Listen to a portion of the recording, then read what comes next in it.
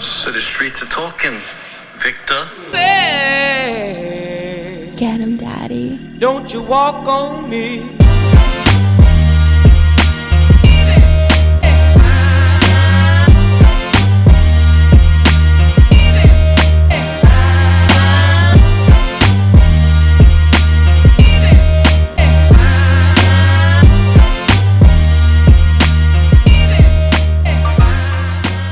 Hey, Victor, how are you, man? Hey, what's up, Cam? Much, buddy. Just doing my real job, which is mostly logistics. Sounds fun. Exciting. Yeah, man.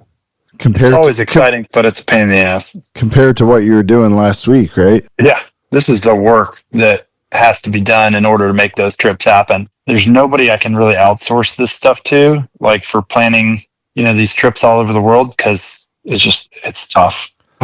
There's a lot to it. So before you started planning out trips for clients all over the world, how did this start for you? This obsession with spearfishing, did it start with fishing, or how did this happen? Our whole extended family, grew up spearfishing and lobstering, and that was just what we did for family fun. So I always took it one step further, pushed harder to do more, and was first in the water, last out of the water, that kind of thing. So we've always done it. Like my dad's family's from the Cayman Islands. So, we've been going down there since we were little kids, spending the entire summer. Then we go to the Keys and then we dive here. So we were constantly diving and fishing. And then when I started my career working on the ships, I only worked 6 months a year. So the rest of the time I had the money and the time to travel. So I did exactly that. I just went anywhere in the world I could ever think of and like fully immerse myself in that place to like really figure it out and do the wild stuff that nobody else had the time or the willingness to do, to be honest. Hey there, podcast family. If you're loving the show and want to rep BFC wherever you are, we've got just the thing for you. Our new exclusive merch line is packed with sleek, comfortable, and conversation-starting gear. Plus, we've brought back limited edition designs that we haven't printed in years. From cozy hoodies to t-shirts with the coolest fishing designs in the game, plus backpacks and jackets that'll have you stepping out in style, we've got something for everyone. And here's the best part. Every purchase helps support the podcast so we can keep bringing you the stories and conversations that you love.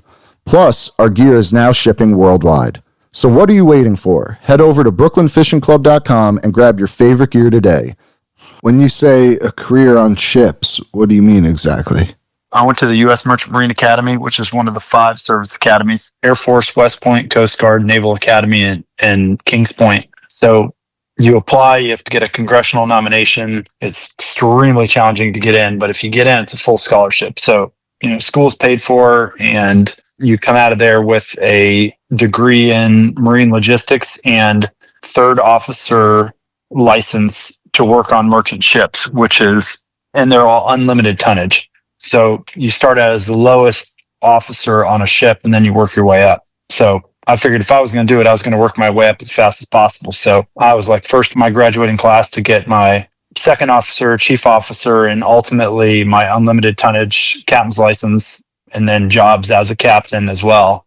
So it was great. I'm glad I did it. I don't miss it, but it gave me the time and the money to be able to travel and basically go anywhere I ever wanted with, a decent budget. I was pretty cheap. Like for many years, I'd go to Indonesia and I would budget $18 a day. And that was like for my place to stay, my car, half a dozen beers a day, all that kind of stuff. $18. $18. Times have changed. What is it looking like now?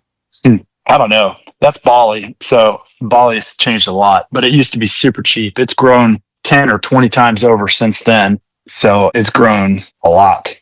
So when you were a kid, like not just a kid, like early teens, young 20s, what made you think that you could make a living off this, or made you want to even pursue this as a profession? Well, it didn't really exist. So I had never planned on doing that because I wanted to be able to make money to be able to afford to do the fun stuff. I never thought I'd be able to make enough money to do it as a living. Yeah. So, and obviously I did so well in my maritime career. I was making, great money through that. And I was also getting, paid sponsorships from, some of the best, brands in the outdoor business. So it was kind of like feeding both sides of it, but I had never dreamed of being able to do it as a living. And as it so happens, like my father passed away, and the company that I had been working for so long on the ships basically said, because of the way the corporate structure is, you got to resign and then reapply for your job. Jeez. So long story short, I had put together a trip to Mexico to go spear tunas, and the trip filled up really fast. And from that, I met one family that was like, look, you got to stop working on the ships. You need to do this full time. And from there, I started booking yacht trips, and it started slow, but it slowly shifted from, group trips where I would put together a trip, in all these different places in the world I'd already been and sell the spots, to clients that own their own yachts and boats and wanted me to take them to do stuff. And now it's totally shifted to where I have 8 clients this year, and I take just those guys all over the world. And I mean, we rarely share anything about it just because I don't really want to share what I'm doing. Yeah. I don't care about, the YouTube and all that kind of stuff. I think that just dilutes what I do. It kills me to watch YouTube and all that stuff to see how much information people give away for free, because they post so much and it just destroys the spots. So From freshwater to saltwater to spearfishing and saltwater, it destroys everything. It's horrible. So let's backpedal real quick. That one family that convinced you to do this, who was that family? How did they convince you? Was there something crazy that happened on that trip? Had they been repeat customers? How'd that happen? My goal on every trip is to, have the trip of a lifetime. And that's a pretty tall order, but when I'm spending my own money traveling, like, I want to go and have the best trip possible in the best places in the world. And it's the same for clients. Like, I want to do the same thing. So those guys had been spearfishing before, but they had never had an experience like that. And they were like, wow, this is incredible. We need to do more of this. And what location was that?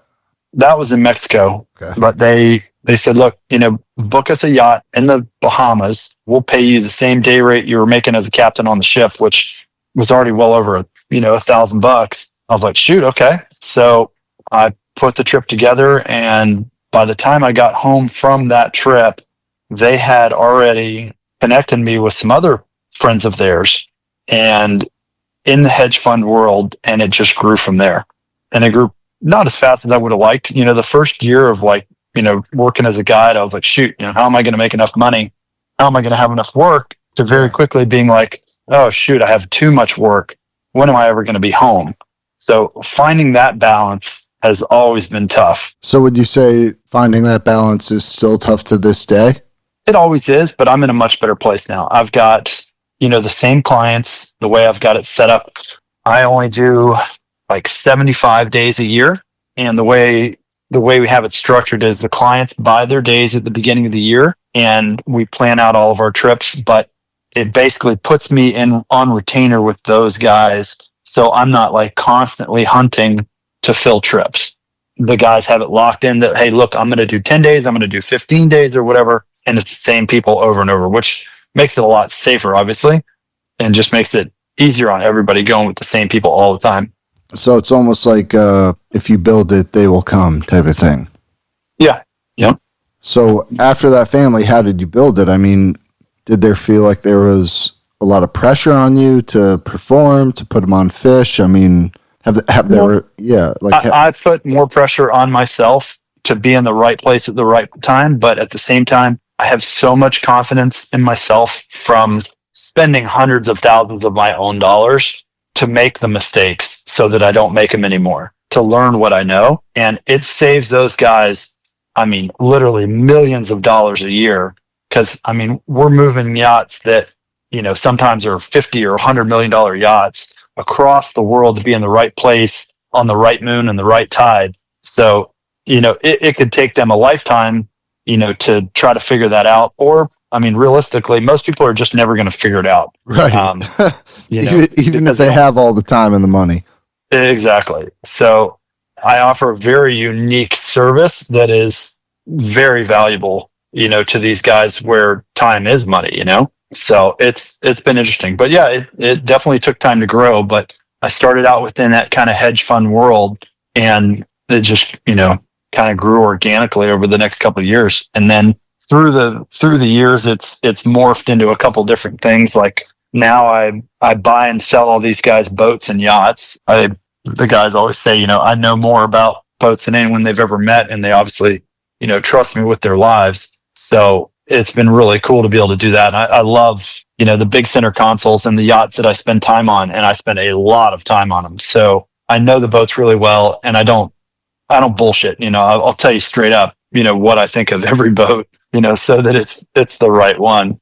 But yeah, man, it's been fun. It's been an interesting adventure getting to where I am, with no clear path or nothing to really, base a career off of. I've had to kind of come up with it, which is pretty intimidating. Yeah. But, I've always tried to think outside the box and create a life that was right for me, not necessarily right for the world around me, Yeah.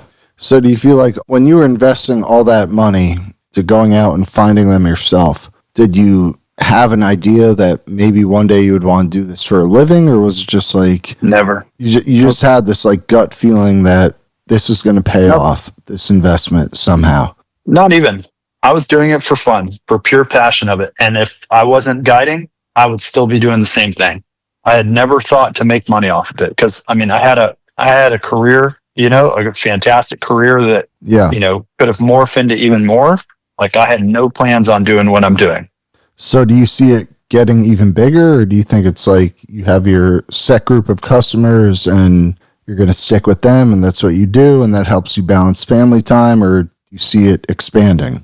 I don't really have a desire to expand it. I like keeping the small group of people. I think that's the future of what I'm doing, is keeping it small, elite, like-minded people that have the ability, the time, and the desire to go and do the next level stuff that is at the edge of the earth that nobody else can really access. Because that's what I was doing on my own. That's what I have the desire to do. And I'm very blessed that I've got people that actually want to, share that and do it with me. So, I think the future is to continue doing this, continue, buying and selling the yachts. And every year, every 2 years, one or two clients will change out and then they'll come back, as life takes them in different directions. But I'm pretty set for my course right now. So what was your first world record? It was probably either the dogtooth tuna at 201 pounds or... Where's that? Africa? That was in Indonesia. Indonesia, okay. I think that was the first one. Or don't they exist, just so I don't sound crazy, don't they exist off the coast of Africa and also Indonesia? Or, they do. They do, okay. Yep, they do. So tell me about that one. How far did you have to dive for it? What was the shot like? I mean, the biggest thing is it took 4 years to find that fish. Like, I'd just show up, it was 4 years of diving in Indonesia before I never even saw another spearfisherman until like year 3, I guess, or I guess it was year 4.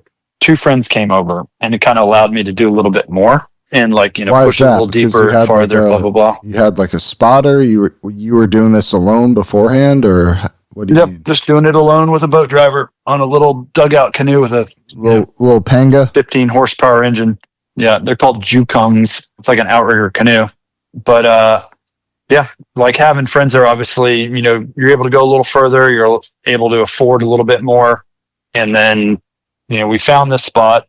And the first time I found the one spot, the first time I ever saw one of those dogtooth tunas, I took a shot and lost all of my gear.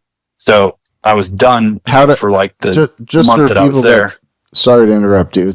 It's tough when we can't see each other, but how do you take a shot and lose all of your gear on one fish? You shoot. It's a spear gun it's a spear attached to a line attached to buoys, so that you can shoot these big fish and they can run, and you can get to the surface and take a breath. So the dogtooth tuna are found like really close to the drop off. So I was only in 50 feet of water, but on a drop that dropped off to 250 or 300, and there's a ripping current like a river. So that fish came by. I shot it with my spear gun, and it took off into the current and down off the drop off, never to be seen again. The buoys never surfaced again. So that's like in the early 2000s, and there's no way to like get any other gear there. So at the time, I surfed as much as I speared, if not more. So I just surfed the other, month and a half that I was there. And then next trip back, I brought a bunch more gear, and, it took a couple of years to kind of figure out the gear and figure out the location. And then, my buddies came, and I was able to, start looking at new areas. And we found this one really good area and shot some smaller fish, some smaller dogtooth. And then we had a drift, and it's like a river. The current's so ridiculous there. Like, it's literally like 3 to 6 knots of current. It's like a river coming up between these islands. And we figured out that you could literally make one drop per drift, and you had to time it right. And all the fish were there on this, like sandy, rocky patch. And the bottom was probably it comes up from a couple thousand up to like 30 feet over the course of about a quarter mile. But, going at that speed, that happens very quickly. So you got to time it perfect. And like, I just got lucky, timed this dive perfect, and came into the whole school of dogtooth. And there was, fish from 40 to 200 pounds. And I just dove through them looking for the biggest one and shot the biggest one down near the bottom. And luckily hit him really good, like spined him. And he barely took the buoy straight up and down. And then just, slot him lightly, got him up, and was able to put a second shot in his head and get him up to the surface. And like, there was no doubt that it was a world record. Like, the world record had been broken 2 or 3 times leading up to that. And it was like a 165, a 170, a 175, a 180, a 182. And this one was 200 plus pounds. So we actually took that fish to the airport to get it weighed because we couldn't find a scale. And eventually we weighed it on 3 different scales just to make sure that, it would qualify for the world record. So what is the breath hold on that like? How long are you going down? Then you find the fish. How long is it taking to get back up? What does it all add up to? The average breath, like to do it an efficient free dive, you do 3 feet per second. So to dive, 30 feet takes 10 seconds. To dive 100 feet takes just over 30 seconds. So 30 seconds down, 30 seconds back up, to do a 100-foot dive. And ideally, you're going down and shooting a fish straight away. So most of my dives are about 1:15 to 1:45, depending on what I'm doing. And when you hear people talk about how long they can hold their breath, it's a totally different situation. It's very relaxed in a controlled environment, in a pool or, on land where they're totally relaxed. And correct, when the question you just asked, how long I hold my breath, like majority of time is 1:15 to 1:45. That being said, like in a class, like I've held my breath up to 5 minutes and 45 seconds, which is a crazy long time, but you're not doing that on a working free dive. Like, you're burning too much energy to do that. So there's that's a whole nother conversation to have with some of the free dive nerds, is like how all the different, disciplines in free diving work, but that's not us. Like, we're going down there to shoot a fish and come back up. So when you finally stick the fish and have a handle on it, do you have to equalize on the way up as if you were scuba diving, or how does that work? Nope. You just shoot right up? Nope. Yeah, you're going down with the same air that you're coming up with. So there's no real change. So you're fine. So that's another deep dive. Just provide a link like on free diving basics or whatever. So you bring it up, you cut its throat, right? I mean, you're bleeding it on the surface. Is that how it happens? Or are you bleeding it on the boat? We usually bleed it in the water and gill it, ice it properly, unless it's obviously a world record. In that case, you're trying to keep as much weight as possible. But it's try to take the best care of the fish. If you're going to take something's life, we ultimately are doing it because we love it and we want to eat it. So we want to take as good a care of it as possible. So icing is something that's hard to do around the world, but we figure you want to have at least 1 pound of ice per pound of fish, and ideally 2 pounds of ice, per pound of fish. So would you conduct the same type of practices if there were sharks around? Would you still cut its throat right in the water? Or? Depends. It depends. It just depends on the situation. Depends But on the type usually, of shark yes. circling, or what does it depend on? So many different factors: location, visibility. If we're going to come back there, if we're going to keep diving there, there's a lot to it. But for the most part, yes, we'll just do it straight there in the water. But like we were diving for yellowfins last week, and we would fight them. There's no tuna, or there's no sharks or anything. So you fight them up, you bleed them start bleeding them in the water. Take your photos and stuff, and then put it in the boat. And usually it's already gutted and gilled by the time it's in the boat. But you wouldn't be able to do that here in Stewart. Like you're Yeah. gonna get eaten by bull sharks, Yeah. especially in it's a judgment call. Do you want to do that in 10 foot of visibility? So do you have someone that's photographing this, or is that kind of fall into Me. your category? Yeah, that's what I do. Photos and video of everything. I'll send you some of the ones from this past trip, but yeah, the guide is a very Broad specific term. term or specific term? Oh, it's broad for all the different stuff you do. You're a captain, you're a chef, you're a freedive instructor. You're a producer. You're producing the whole producer. the whole thing. You do it all. Yep. So you do a lot of different stuff, and it's easy to teach somebody how to spearfish. It's very difficult, if not impossible, to teach someone how to guide, especially the level of guys that I work with. People that are uber intelligent, have been at the pinnacle of whatever business it is their whole lives, and worked very hard to get to where they are, to have this very short period of time to be successful consistently. It is very, very, very difficult. It's a lot of pressure, but it's what I live for. I put a lot of pressure on myself. That's what I do. That's what you do. Yeah. So do you ever have any clients that don't listen to you, and you're still trying to coach them, and they're just doing their thing, or is it just not anymore? If you don't want to listen to me, then there's other places you can be. Then why do you hire me, right? And exactly. Yeah. You're paying me to do my job. Let me do my job. And it's the same thing. It's the reason people pay them to do their jobs, and people pay you to do your jobs. Exactly. There's plenty of conversations to be had, but my number one job is to get everybody back safely. So there's plenty of clients that have not gotten a call back over the years, but that's been many years since I've had to deal with that. Have you ever pulled up to a spot and just been like, this is way too sharky, we're not going in? All the time. You said a lot of times? All the time, yeah. So where All are the time, some, especially recent years. like around Stewart? Anywhere in the U.S.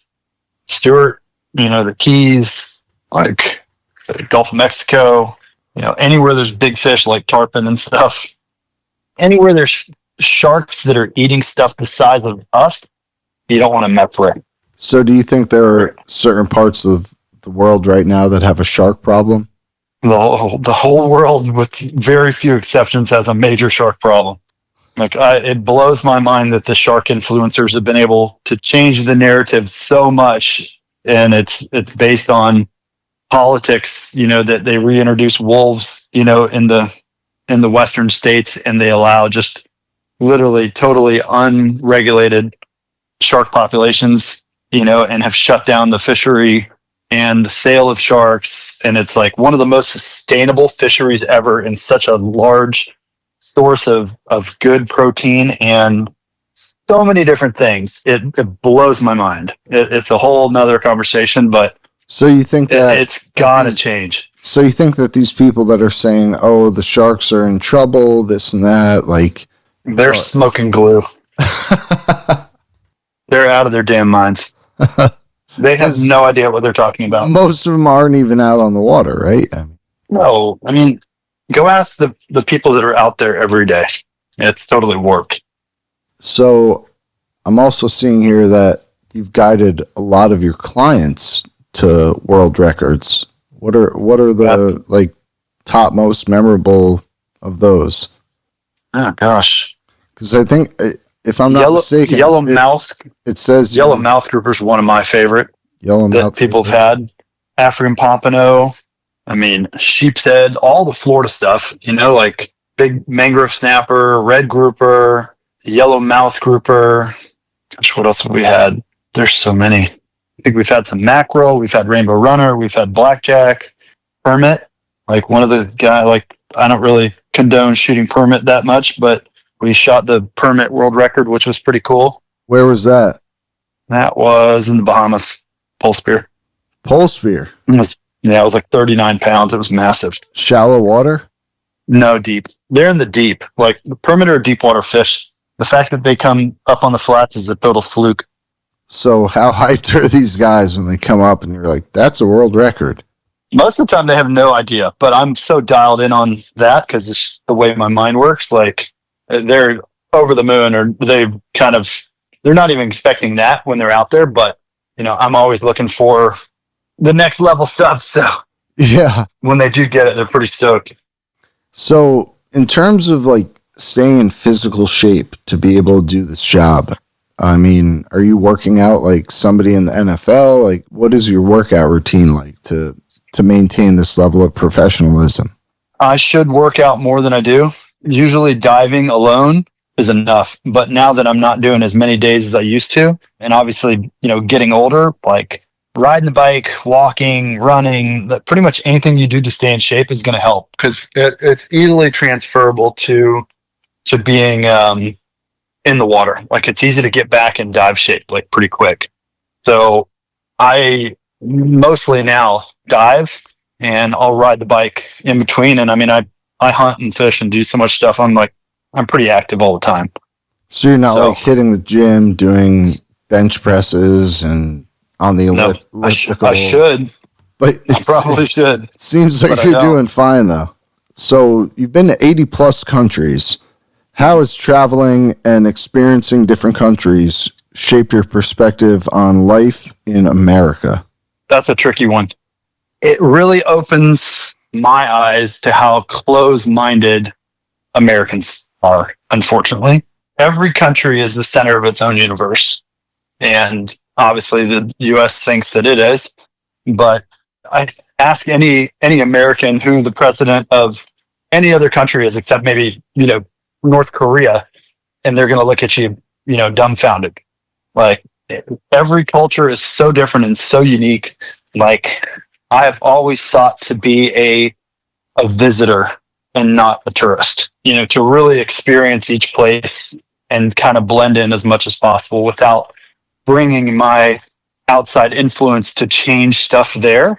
Like it's an interesting, delicate balance, and also to stay low profile as well. Like, working for the military and on the ships and all that kind of stuff, like you don't want to stand out. It's hard enough as it is to be, a 6'3", American guy walking around, but you don't want to be sticking out. So it's been interesting. Like I've learned a lot and, worked with some of the most intelligent people in the world and worked with many an ex-con on the ships and people from all walks of life that came from nothing and, people that inherited billions of dollars. So yep. Everybody has their own unique set of problems and skills and life experience that we can all pull from. And being able to relate to all those different people is a very unique trait that I think that I have because of so much experience traveling and keeping an open mind as to, what the rest of the world has to offer, not just keeping my head in the sand and like, this is all there is, because it's just not the case. Because really there's no way to keep your head in the sand after you've taken it out and you've seen everything else that's going on out there. Yep. How much would you say that your parents played a role in all of this? They always encouraged me to kind of lead my own path, like they were never going to let me sit at home. And as soon as high school was out, they're like, you can go to the military, you can get a job, you can go to college, you can do whatever you want, but you got to pay rent. Like this is it. So, my sister and I have a pretty solid internal drive. She's a lawyer. All my rest of my extended family is all lawyers now. But before that, everybody was in the maritime industry and ship captains. So I don't know. We're lucky that we have that internal drive and we want to work hard to do stuff. And like, I don't know, mine is pretty unique in that I've always wanted to, push further and do stuff. And, they supported me like as much as they loved to have me home, when I'd get off a ship after being gone for 4 months, I'd be 2 or 3 months in Australia or Indonesia or Fiji or something. And, it was tough, not being with them all the time, but also it gave me the experiences that I had that made me kind of who I am today. So that was pretty awesome. When you were running the ships, were there any close calls? What was like the top one? I'm going to jump in the truck here, so it's probably going to change over. There's a lot on the ships. I mean, shipping is inherently dangerous because you have so much big, heavy stuff.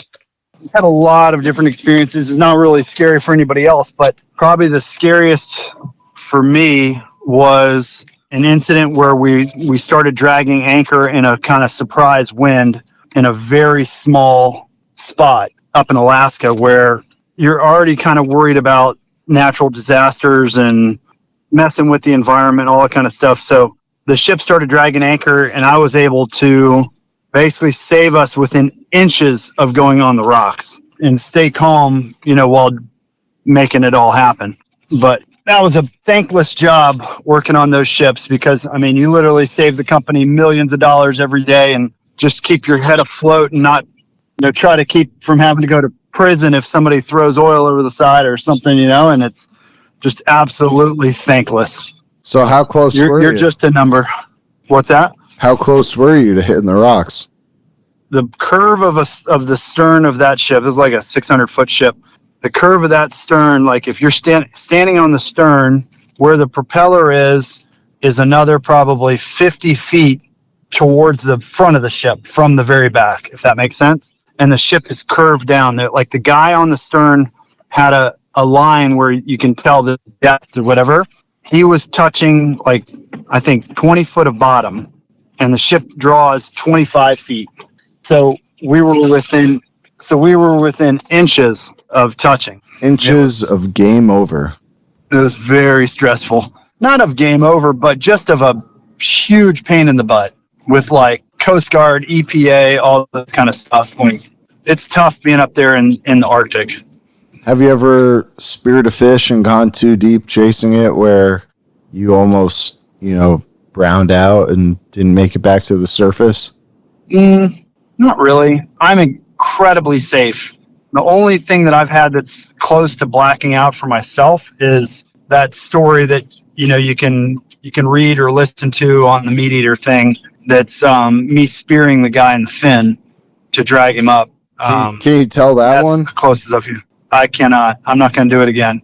Oh, man. It is such a painful story that I've said it on that thing and it's well recorded and edited and I'm never telling it again. Please, Cam, please, just for this one. Come on, one last time. I can't. This will be the last time. I will tell you a very short version of it. Synopsis, yeah. I'll tell you from the get-go when there's just too much backstory to tell on this. So in freediving, if you hold your breath too long, you black out and pass out. So a buddy of mine, we were diving together, blacked out, passed out, and I couldn't get to him to grab him, so I shot him in the fin and pulled him up and was able to save him. But it was very, very heavy, scary story. So was he like sinking and you shot him in the fin? Yep. He was already down at 80 feet and it was in like 250 feet of water. So how long of a shot was that to stick him? It was a long one, 20-foot shot.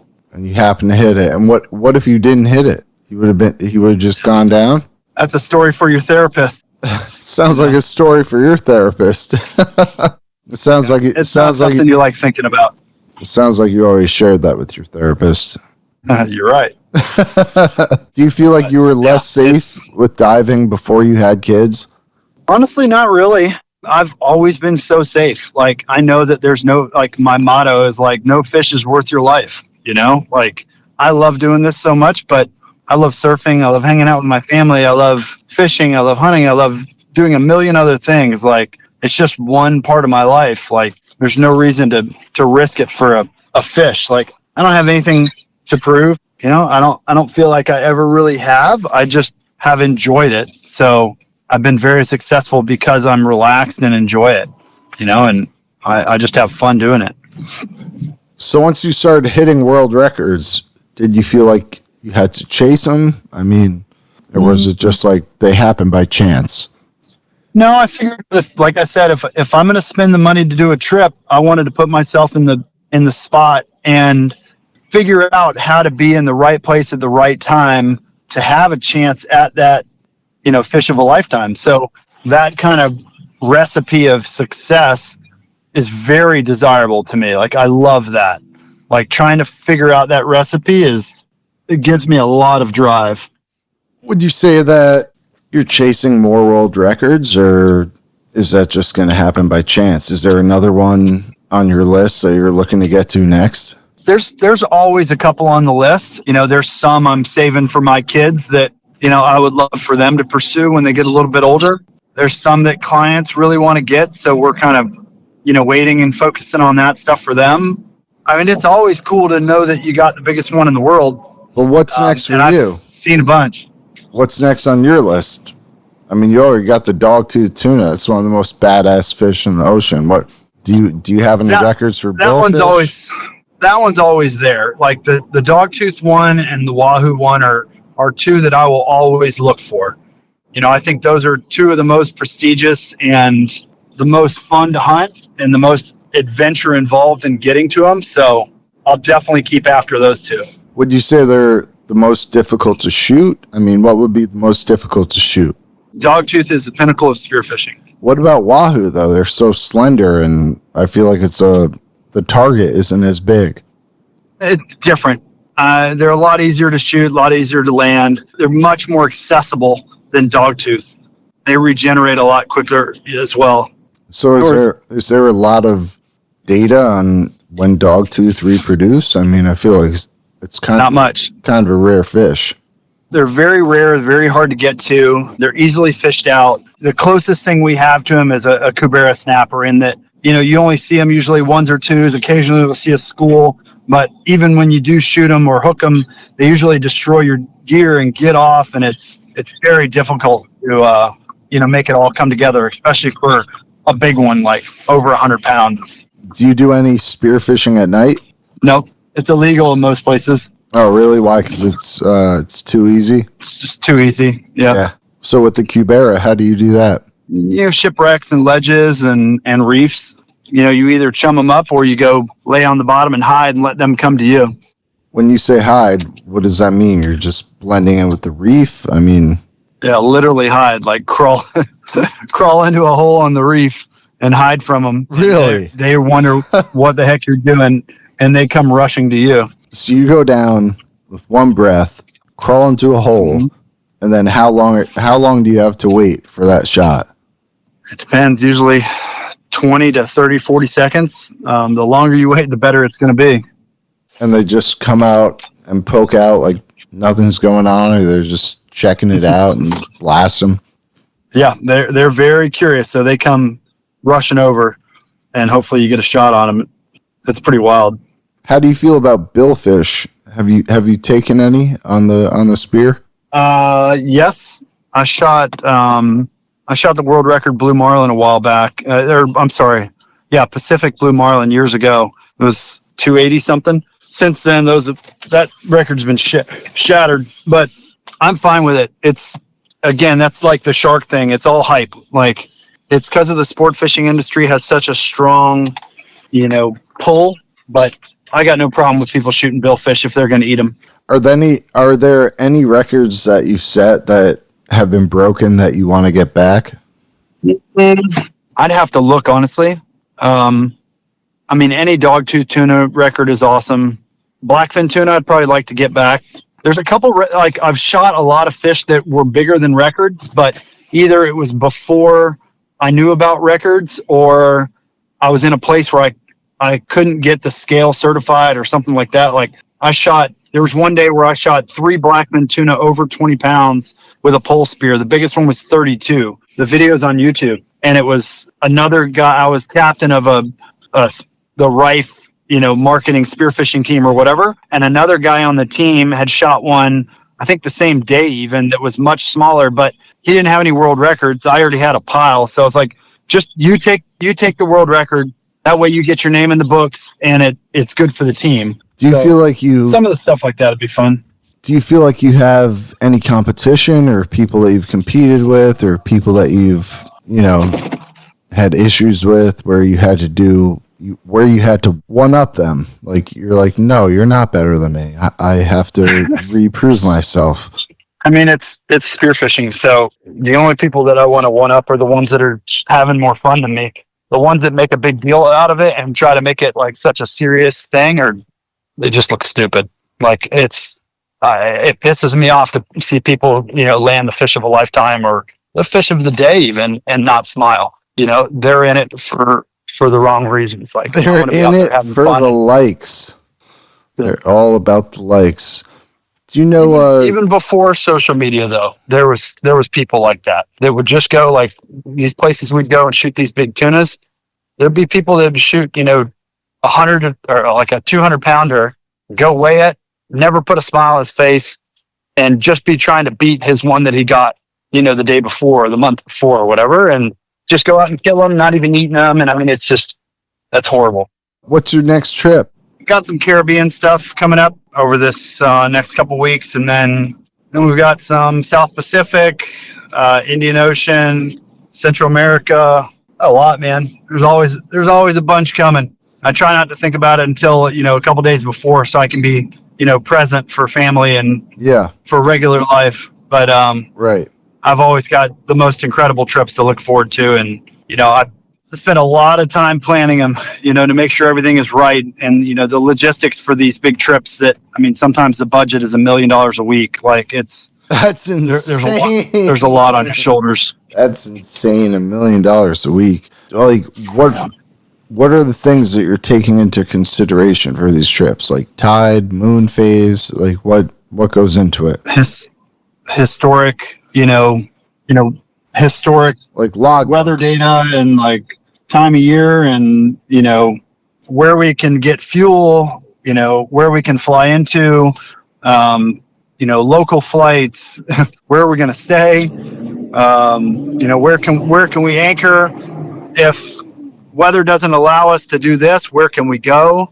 If we have to, like, there's a typhoon this week in the South Pacific, so like I've got a buddy that's there on a trip right now, and he's like scrambling, trying to figure out what to do. So like last night we're talking about the different options so he doesn't, waste a trip on that part of the world. But there's a lot to take into account, It's not just sitting here at home and waiting, for a weather window to be able to take an afternoon off. I mean, people are planning, the voyages of these yachts a year in advance, with, 20 plus crew on board, putting deposits in for, chartering globals, that cost an insane amount of money per hour to run, to fly private, across the world. So there's a lot to it, man. So do you keep logbooks based on where you're at, or is it more so, I don't know I write a lot of it down.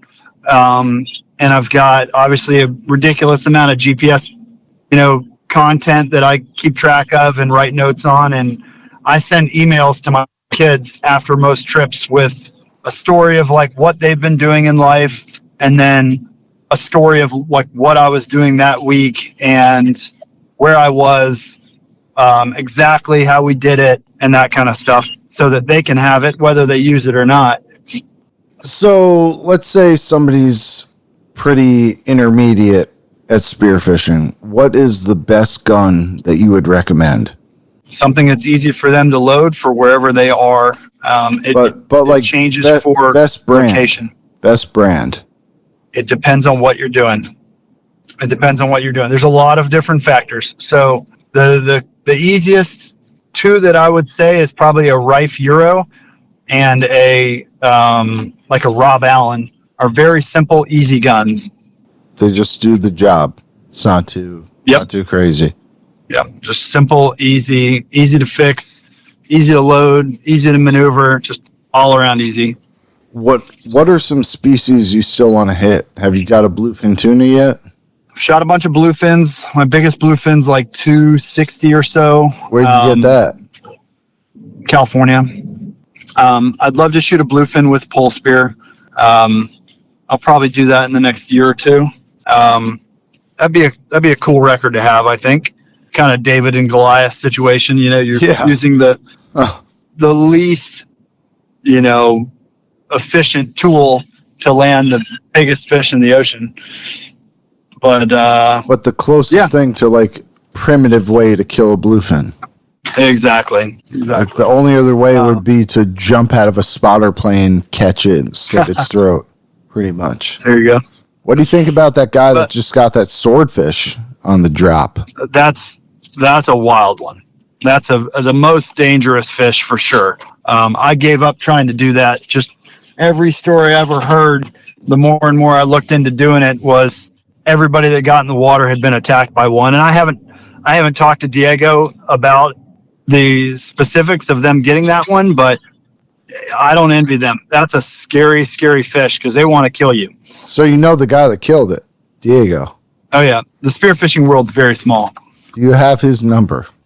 You can see him on Instagram. No, I know, but he's Brazilian. He doesn't speak much English.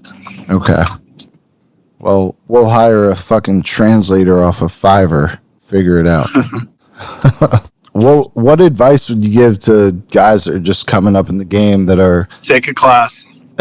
I didn't even get to finish my question. Take a class. Guys that have already killed something decent that, they were like minor league. Like, how do they get up to Cam's league? Genetics. I have some learned skill or whatever, but I am very lucky that I've got genetics that allow me to do what I do. And all the guys that I know that are the best at this sport have been doing it almost their whole lives, since they were teenagers. So their bodies are adapted to it. There's plenty of people that come on the scene and, rush into it and get real good real fast and then kind of fade away or die. Like, it's the guys that have been doing it a long time that are the best. I'm not even kidding. It's true. Like people want to just be a flash in the pan. And it's terrifying that so many of these instructors have been freediving for a year, and have no real life, situational awareness and, experience. It's just from what they've learned in the class. And it's great that people want to train more people, but man, be careful, slow down. Everybody just needs to slow the heck down. The ocean always pushes back harder, and it proves itself again and again. So do you feel like you're only as good as your last fish? No. Do you think that's the mindset of some of these guys coming up? I think that's a horrific mindset and a very shallow, egotistical mindset. I think that the way you carry yourself, the way you interact with other people, the way you are able to figure out places, figure out fish, and adapt is how good you are. And there's not a lot of people that can do that. What's the biggest loss of a fish, like your biggest heartbreak? Recently, I shot a 300-pound yellowfin that pulled off. That's the biggest one I've had in a while. Was it close? You almost had it? It was a sure thing. Like, I shot him and it just hit him so hard, it broke his spine. Even now, replaying it in my mind, I would have bet $100,000 I landed that fish, but it hit him so hard, it broke his spine, which is about as big around as your forearm, and it jammed the slip tip onto the front of the shaft. So it went all the way through him, and then when the line came tight, it just pulled right back out of him. It didn't toggle. Where was that? Brutal. I'm not telling you. What's the biggest fish you ever got sharked? We've lost some 300-pound yellowfins to sharks. Quite a few of them. You wouldn't tell me where that is either, will you? That's an Ascension. Ascension got horrific with big sharks the last couple of years we were going, and they started taking a lot of fish. So you'll only tell me where the fish got lost where billionaires can't reach it. Nobody can reach there. Yeah. Have you ever had to shoot a shark? Has anyone ever come close to nibbling you? Every week. Every week. We have a shark. I couldn't tell you the last time I did not have a shark encounter. There's so many sharks everywhere, and they're so tuned in. There's no regulation on them at all. They're just totally free numbers wise. Like, no one's fishing for them. Nobody's eating them. Nobody's selling them. Like, it's changed. Like throughout history, before written history, people were eating sharks, and it's just changed, unfortunately. Yeah. So they're all over the place, and they know as much about spearfishing as you do. So If not they're more. dialed in on that and fishing. Yep. How about superstitions? You have any superstitions? Not really. So no bananas on the boat. It's not a big deal. Bananas are good for you. if you're worried about bananas on the boat, you're probably not very good at what you're doing anyways. Oh, shit. Last question. Closest call you've come to with death on all your time on the water? That time shooting the guy in the fin. Can we please just hear that story? I promise you it'll be the last time ever in your life. I cannot. God I cannot do it. damn it. You can link it off too. It's literally an ebook. It's a long, very drawn out, very emotional story that I'm not telling. So you've written a book on it? There's an ebook on it. Yes. Look up meat eater campfire stories or close calls, something like that. I guess I'll look it It'll up. be worth it. All right, man. Well, thank you so much for your time, man. This is good. Of course, man. Great interview, and I wish you the best of luck with your travels, and stay safe, man. Stay away from them sharks. Yeah, buddy. Keep in touch. Thank you. I will, man. Have a good night. All right. See ya. All right, bye. So the streets are talking, Victor. Hey, Get him, Daddy. don't you walk on me.